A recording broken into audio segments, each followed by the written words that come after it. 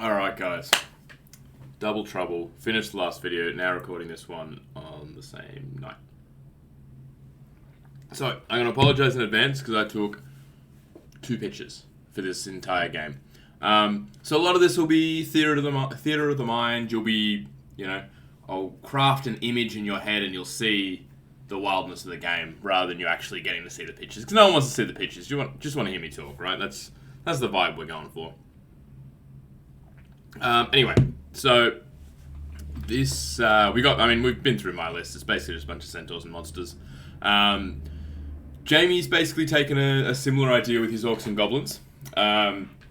So he's got 4 bolt throwers, a GGI, 3 scrap wagons, 2 wrecking teams, 2 orc boar chariots. But I think he only fielded 1 because I think he said he didn't have 1 painted, so he didn't bring it.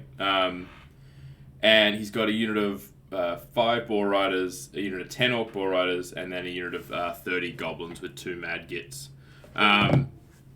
He's got 2 wizards on wolf chariots, so 1 an adept of pyro, 1 an adept of thalma, and then he's got a pretty decent iron orc warlord with a 1-up reroll and the omen of the apocalypse. So essentially, there's just a lot of cheap crap that does a lot of damage in this list. I don't think that I mind the matchup. Contrary to most of my lists, I think I can sort of trade with a lot of these things. Like, the scrap wagons might have trouble dealing with my single models. Like, a centaur can probably take 2, maybe even 3 scrap wagons. Like, the skewerers are probably a problem. I think I underestimated them in the game. I mean, I didn't have great tools to deal with them, but I think I don't know. Actually, I guess I didn't underestimate them. It's just I didn't have a good way to deal with them. So maybe they're pretty key to the matchup, given they can just snipe one of my chiefs or ping wounds off my monsters or whatever. But I didn't have a great idea of how the game was going to go because it was just going to be a whole bunch of crap. A lot of it was going to be random moving. And the board was going to be messy real quickly. So, heading into the game, the first pitch is a great one. As you can see, nice thumb or finger or something in the way. But this is after, so Jamie picked sides. I think we had marching columns, maybe. No, I had big middle, he had big sides, so it was attack and defender. I just deployed everything at first. And this is basically how I moved up after my first turn. So we're playing Spoils of War, Secure Target, sorry. So one of them is here, the other one is over here. A few things are going on here. One is that I forgot about the boar chariots existing, basically, and thought that this was a wizard over here. So I was like, I can place a giant in chargeable range. Wizard doesn't have great saves, I'll take that risk over there. But as soon as I found out it was a boar chariot, I was like, that's a huge mistake because that's got a 3-up armor save. I don't do very well against it. It's got strength 7 attacks from the guys on the back, strength 5 from the pigs. And I was a lot less happy with that fight, basically. I umdenard quite a bit over there, and the end result was a really bad position, but I sort of got myself in a bit of I don't really know where to put these guys. I'm wasting too much time. I'll put him here. If he can fight the wizard, great. I wouldn't have done that if I knew it was an orc chariot. But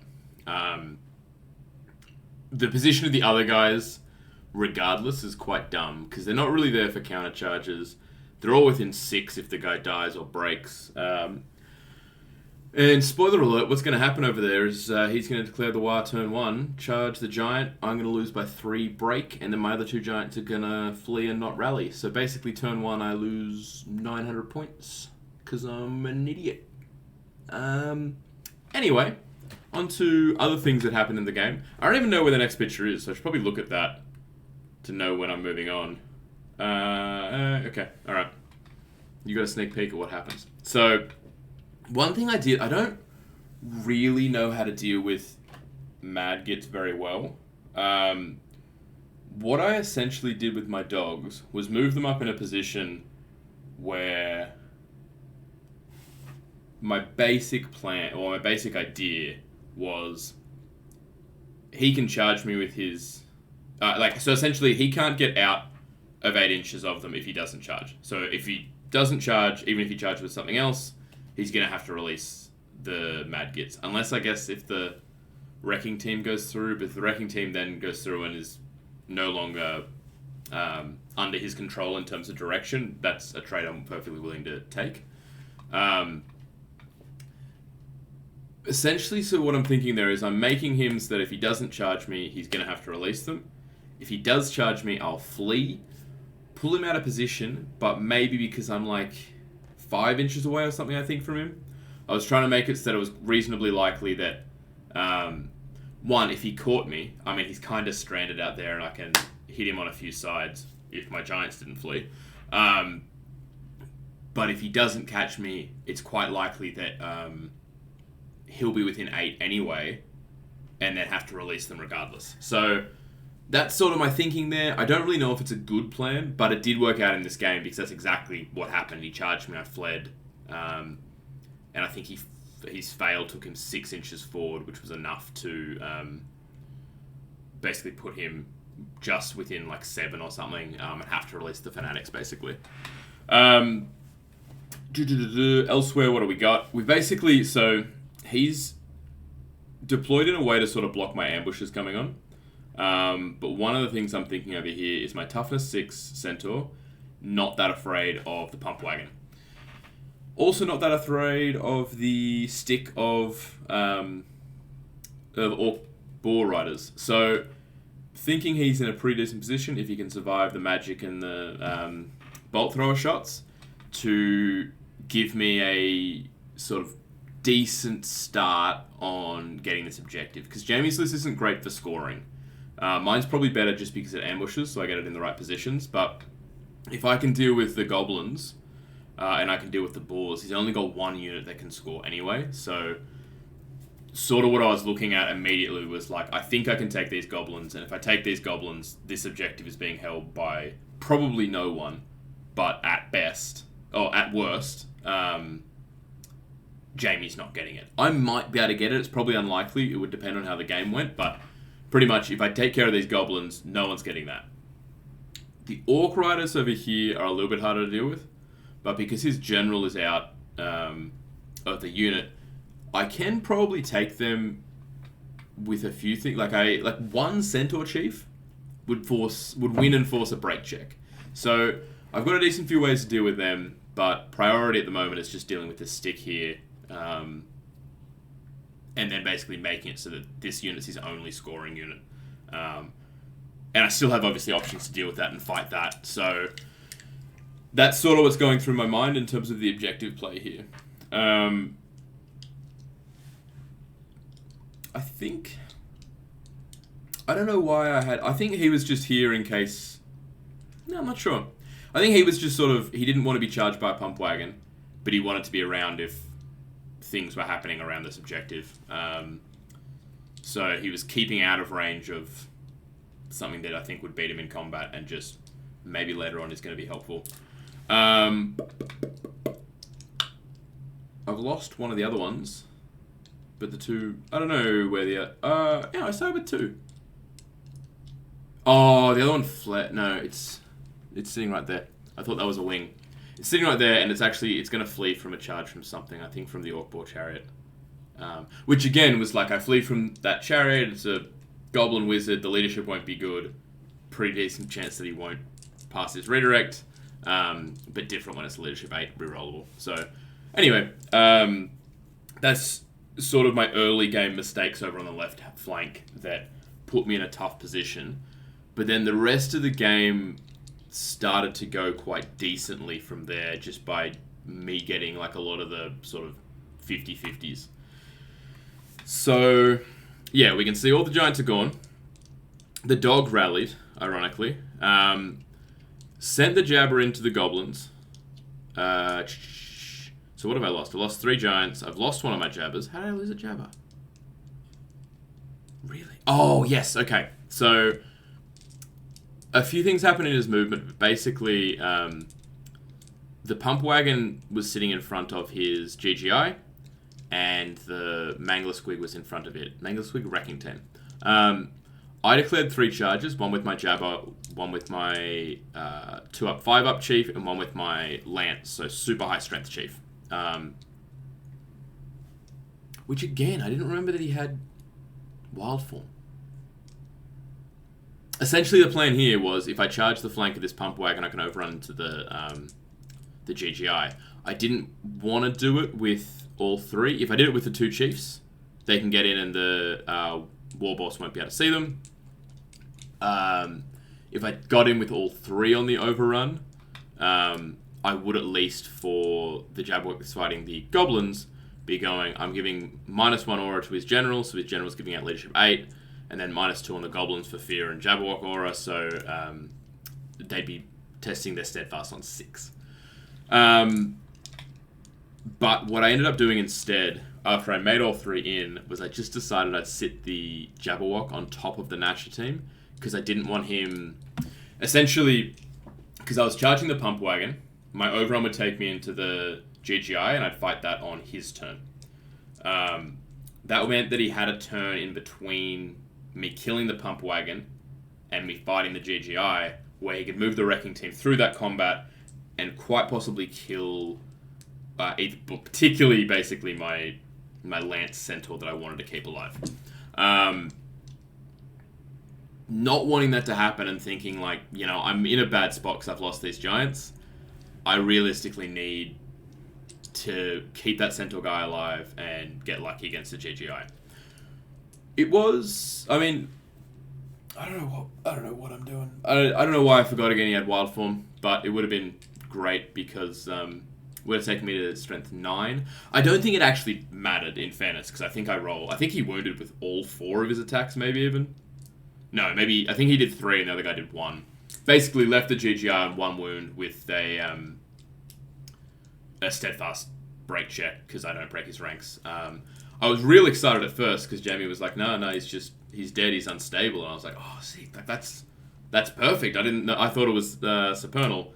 Then we checked the rulebook and he was supernal, so the guy was alive.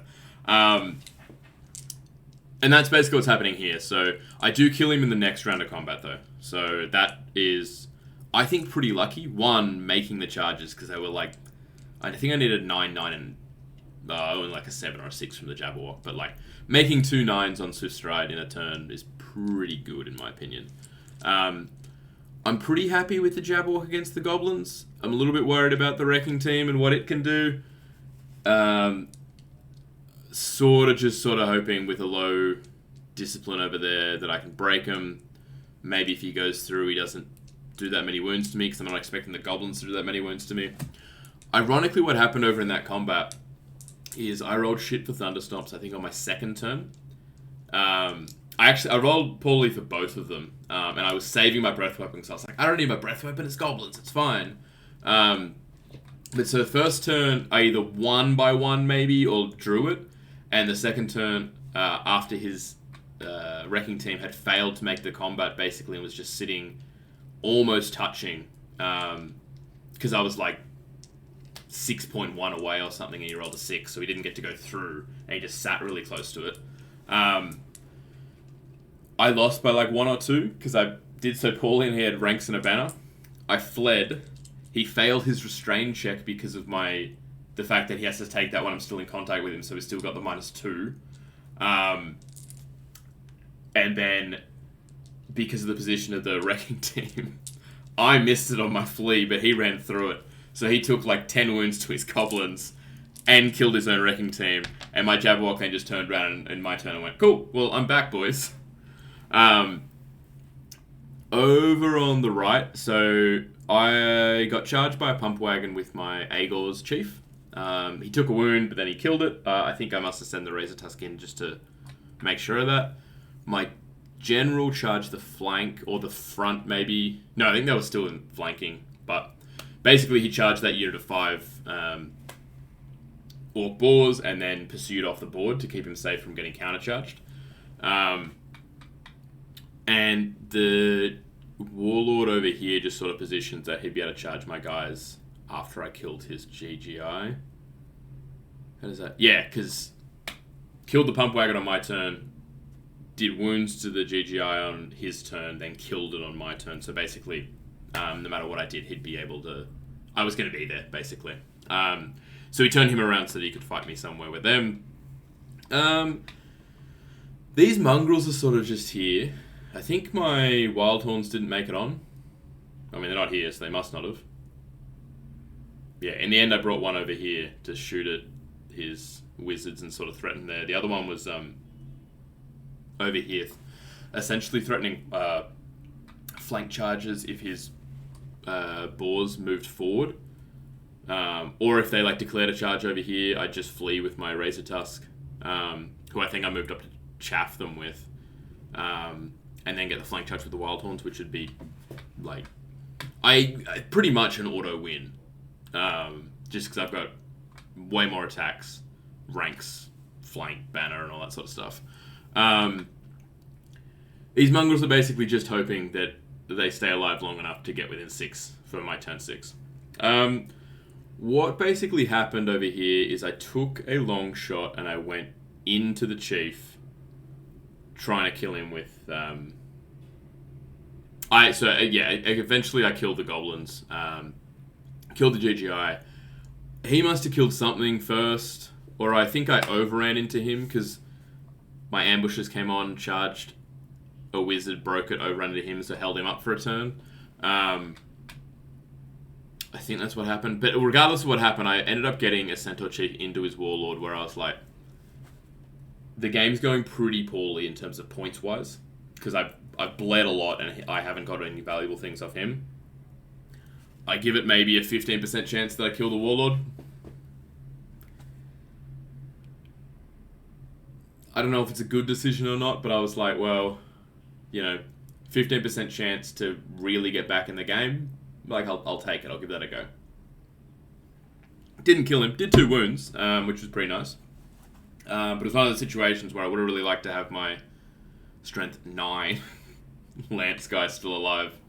I don't know why. I don't know how he died, but he died to something. But if I had him still alive, charging him into the Warlord, there's a pretty good chance, because 7 is 4, 5. So if I remembered Wild Form, he did have Potion of Speed and basically would be going before the Warlord.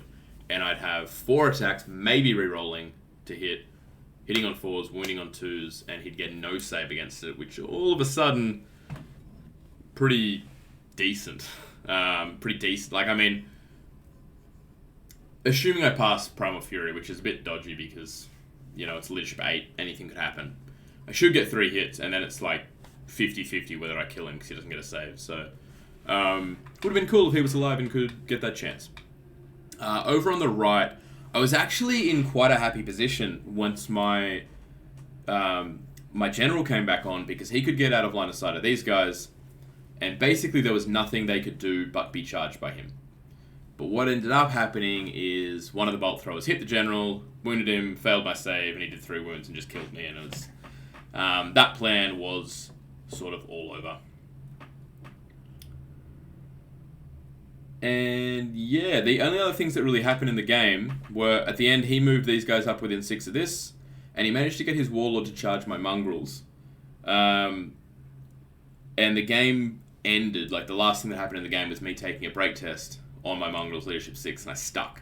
So if I hadn't made that break test, I would have lost the objective. It ended up being a 15-5 to Jamie, so it would have been 18-2 if I hadn't made that Leadership 6. So, talking with him after the game, he was sort of like, I think that I would have been in heaps of trouble if you had played the Giants, decently on the left. But I don't really think so, because I feel like I got quite lucky.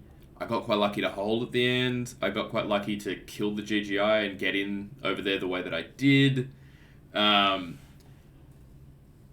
I think that I was sort of swinging for the fences from turn 2 or turn 3 and actually getting a lot of those chances that I was taking. And I think that, playing the game again and again and again, those chances wouldn't come because they were relatively low odds. So I still don't know that I dislike the matchup. I think the matchup might be okay, but I think I would need to play it better. And more than just the Giants over here, I'd need to have a better idea going in of what I was going to do and where I was going to send my characters, because it was a little bit of a situation of we're in a bit of a standoff where if I go in, eventually I'll die and your things are worth less than mine. But you don't have to go in because your bolt throwers will just ping points off me. So going into the matchup again, I would need a better plan than what I had. I don't really have one yet. I haven't given it all that much thought because I don't love this list particularly, but I think that with more experience and with playing it better, I think this matchup is probably fine. Particularly, I mean, if I had played these giants better, I would have had a lot of pressure coming down that left flank that would have meant that I didn't need to apply as much in the middle and on the right. So potentially, Jamie's entirely right that if I just played my giants better, the game's different. I don't need to take those chances, but I kind of think the bolt throwers are like the difference here. The magic a little bit, because the magic is able to do decent damage. But like those bolt throwers, if I just keep giving them pot shots to my centaurs, it's like, well, you kill one of them, you've paid for almost all three. Well, I guess he's paid for 3 of the bolt throwers in one shot. So, like turn 1, I took like 1 wound on the 2-up, 5-up guy. I took 2 wounds on my lance guy. It wasn't... I didn't feel very comfortable. Even without the giants dying, it's sort of like... I feel like to take advantage in this game, I would have needed like 2 or 3 turns to get in a really good position. And 2 or 3 turns, I could have lost all of my centaur characters or something. So that's, I guess, sort of my concern overall in the matchup is just like, realistically, those bolt throwers, I think, are the most troubling thing. The wrecking team is difficult because I need to sacrifice more than it costs to kill it pretty much no matter what happens, because he's going to keep it out from my dogs and he's going to keep it out from my Razortusks, and they're going to do a whole lot of damage to any of my single models. So they're also a pretty big complication, but I think that the key in the matchup was actually the bolt throwers, interestingly enough. So yeah, I mean, it was a very interesting, very fun game, and of my 3 games, it's the one that I'd be like most interested in playing again. The other 2, not that they weren't fun, not that they weren't good, it was just sort of like, it felt a little bit like I was just abusing single models to dance around blocks. Whereas this one was just chaos and adapting to chaos, and it was so much fun. Anyway, was my game 2. So I got 12, then I got 5, so I was on 17, which isn't terrific. But we'll see how my last game goes. Thanks, guys.